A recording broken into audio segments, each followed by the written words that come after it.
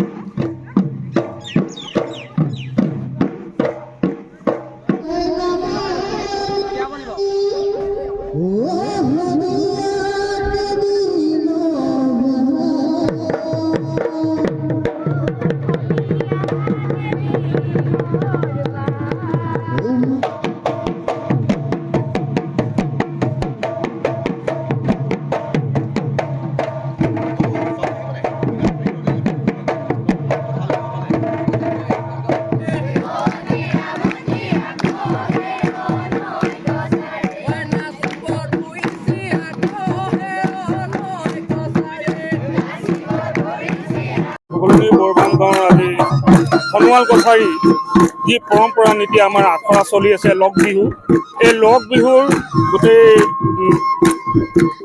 গাঁওখনৰ এই প্ৰথম বছৰ আমি শিকোৱা হৈছে যে এই গাঁওখনৰ আমাৰ হনুৱালৰ মান মৰ্যাদা যিখিনি কৃষ্টি আছে, সেই কৃষ্টি আমাৰ জীয়াই ৰাখিবৰ কাৰণে অনাগত দিনবিলাকত সুদূৰ ভৱিষ্যত আহি থকা নতুন প্ৰজন্মই এই বিহু আঁকোৱালি লৈ যেন এই মানে আমাৰ ভগৱানৰ ওচৰত প্ৰাৰ্থনা। আৰু এইদৰে আমি আখৰা দেখিছে আপোনালোকে, এই ৰাইজসকল আহিছে এই গাঁৱৰ ফিল্ডত।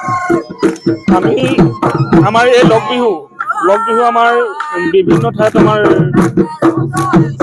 প্ৰগ্ৰাম কৰা হয়।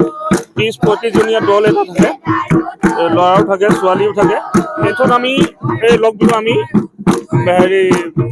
মঞ্চত আমি কৰোঁ চোতালত আমি বিশেষকৈ হাইদাং হুঁচৰি কৰোঁ। আমি বিভিন্ন অনুষ্ঠানত আমি এই লগ বিহু আমাৰ নিমন্ত্ৰণ হয়, সেই নিমন্ত্ৰণৰ ৰক্ষাৰ কাৰণে আমি এই লগ বিহু দলটিক আমাৰ নিমন্ত্ৰণ দিয়া হয়। পৰম্পৰা কৃষ্টি আমাৰ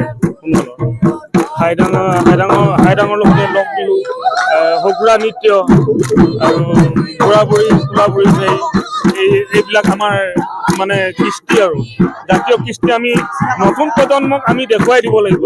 আমাৰ যিটো পৰম্পৰা নীতি নিয়ম, সেই নীতি নিয়মখিনি আমি আহি থকা অনাগত দিনবিলাকত প্ৰত্যেকেই শিকি যাওক, এই তাৰে কামনা কৰিলোঁ।